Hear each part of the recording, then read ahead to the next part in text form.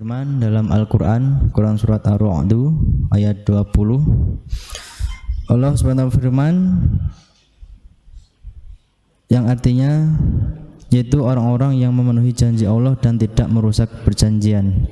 Allah menyebutkan ciri-ciri orang-orang yang layak dimasukkan ke dalam surganya, tidak hanya sendirian, bersama orang tua, bersama istri dan juga anak-anaknya. Di ayat yang ke-20 Allah SWT berfirman, tadi disampaikan orang-orang yang memenuhi janji Allah dan tidak merusak perjanjiannya. Makna dari memenuhi janji Allah adalah melaksanakan apa yang diperintahkan oleh Allah di dalam Al-Quran. Sedangkan yang dimaksud tidak merusak perjanjian adalah tidak merusak akad-akad muamalahnya di antara sesama manusia. Jamaah yang dirahmati Allah Ta'ala, ketika kita berdosa kepada Allah atau berbuat maksiat kepada Allah, maka kita diharuskan untuk bertobat kepada Allah, tentunya dengan taubatan nasuha. Kita tidak mengulangi apa yang dosa yang kita lakukan, kita menyesali apa yang telah kita perbuat. Tetapi ketika kita berbuat zalim kepada manusia, maka taubat saja tidak cukup. Kita harus meminta maaf ke orang yang kita zalimi, meminta keridhoannya. Karena khawatir ketika orang itu kita zalimi sampai akhir hayat kita dan dia tidak maafkan, maka khawatir pahala-pahala yang kita punya maka diberikan ke orang yang kita zalimi. Ketika pahala kita sudah habis, na'udzubillah, maka dosa-dosa orang yang kita zalimi maka akan diberikan kepada kita. Na'udzubillah, summa na'udzubillah. Maka dari itu, jika kita memiliki kesalahan kepada orang lain, entah itu di masa lalu atau mungkin beberapa waktu yang baru kita lakukan, mintalah maaf kepada orang tersebut. Karena meminta maaf duluan itu bukan berarti hina, tetapi itu adalah perbuatan yang mulia. Jangan sampai karena gengsi kita tidak jadi minta maaf, malah kita menzalimi orang tersebut. Ciri yang kedua, jadilah orang-orang yang senantiasa menghubungkan tali silaturahim dan juga persaudaraan. Dalam ayat ke-21 Allah berfirman, dan orang-orang yang menghubungkan apa-apa yang Allah perintahkan supaya dihubungkan, dan mereka takut kepada Allah Tuhannya dan takut kepada hisab yang buruk. Nabi SAW bersabda, siapa yang senang untuk dilapangkan rezekinya dan diakhirkan ajalnya atau dipanjangkan umurnya, maka hendaklah ia menyambung tali silaturahim.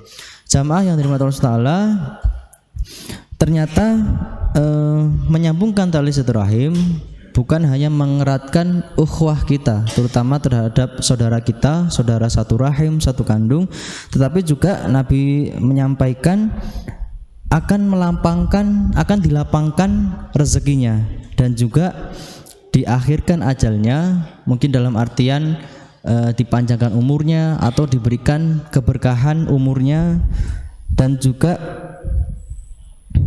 hendaknya ia menyambung tali silaturahim.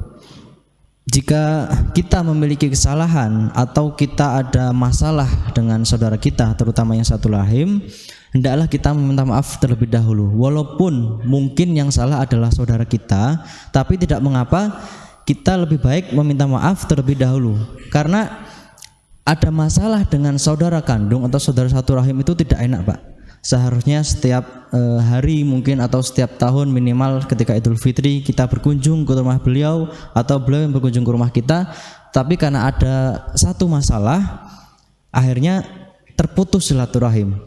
Kalau dalam istilah Jawa, paten obor, tidak ada hubungan silaturahim lagi. Ciri yang ketiga, kata Allah, siapa yang layak dimasukkan ke dalam surganya bersama orang tua, anak-anak dan juga istrinya. Jadi ciri yang ketiga adalah jadilah orang-orang yang sabar, selalu mendirikan sholat, selalu menginfakkan sebagian rezeki, dan menjadi orang-orang yang mampu menolak kejahatan dengan kebaikan. Jamaah yang dirahmati Allah Ta'ala, ayatnya adalah ayat yang ke-22, dan orang-orang yang sabar karena mencari keridhaan Tuhannya, mendirikan sholat dan menafkahkan sebagian rezeki yang kami berikan kepada mereka secara sembunyi-bunyi atau terang-terangan, serta menolak kejahatan dengan kebaikan. Orang-orang itulah yang mendapat tempat kesudahan yang baik.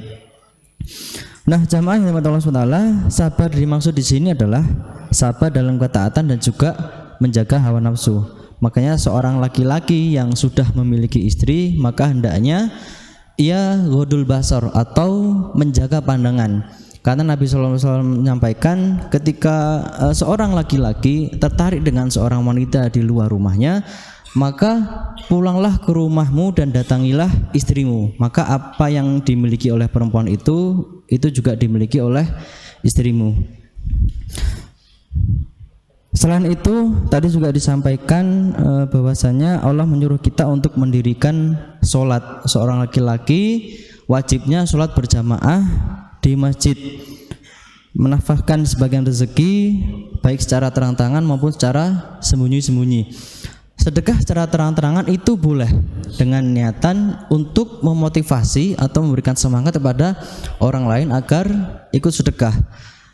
Sedekah secara sembunyi-sembunyi itu juga lebih baik. Itu justru lebih baik karena untuk menjaga keikhlasan.